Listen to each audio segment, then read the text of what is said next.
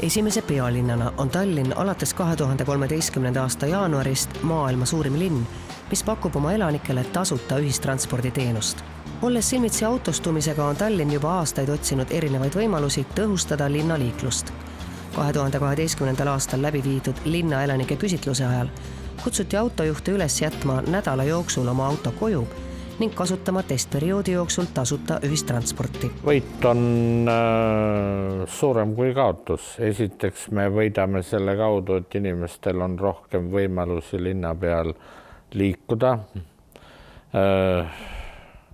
Teiseks me võidame selle kaudu, et ökoloogiliselt linn muutub puhtamaks. Kolmas asi on see, et liikluses toimub suur muudatus. Autode protsent väheneb ja ta ongi kuskil 10% vähenenud. Ja samal ajal siis suureneb just busside ja muu ühistranspordi osa. Tasuta ühistranspordisüsteemi ülalpidamine läheb Tallinnale aastas maksma täiendavalt 12 miljonit eurot, mis suurendab linna eelarvet 2,5% võrra.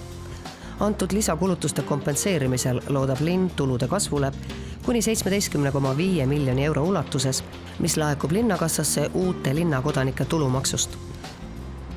Alates jaanuarist on Tallinn juurde saanud 6000 uut linnakodanikku. Kuna mu töö on igapäevaselt siin Tallinnas, siis ma kasutan iga päev ühistransporti. Ja see on minu jaoks väga oluline. Mul on see kasulik selles suhtes, et ma ei pea nii palju maksma ja mul on võimalik tasuta transpordiga sõita. Et tulla toime ühistranspordi suureneva koormusega ostis linn hiljuti 70 uut bussi ja 15 trammi. Lisaks moodustati ühistranspordibussidele uued sõidurajad. Kasutusele on võetud ka teisi meetmeid, vähendamaks linnas liikuvate autode arvu. Täituvus on ikkagi suurenenud, et tasuta sõit on ikkagi kutsub inimesi rohkem sõitma. Tipptunnil on kindlasti inimesi rohkem. Ei ole turvalisusprobleeme. Kedagi küll ei ole näha, et nüüd mingit koledat kontingenti oleks juurde tulnud, et see oli, hirmul olid suured silmad. Tasuta ühistranspordi idee ei ole uus. Mitmed väiksemad linnad nagu Aubagne Prantsusmaal ja Hasselt Belgias on sama ideed kasutanud. Hasselt on aga kahjuks sellest teenusest loobumas alates 1. maist 2013 seoses linna eelarve kärbetega. Hiina suuruselt 4. linn Chengdu, kus on 14 miljonit elanikku, tegeleb praegu tasuta ühistranspordi testimisega ning on selles vallas aktiivselt Tallinnaga koostööd tegemas. Esimesed tulemused näitavad küll muutusi, kuid oodatud tulemusi veel ei ole.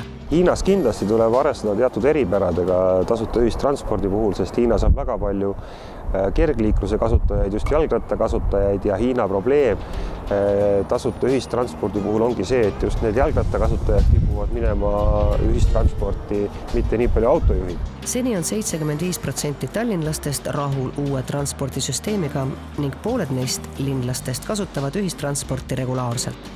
See on aidanud vähendada liiklusummikuid kuni 15%. Kas see süsteem on jätkusuutlik, seda näitab aeg.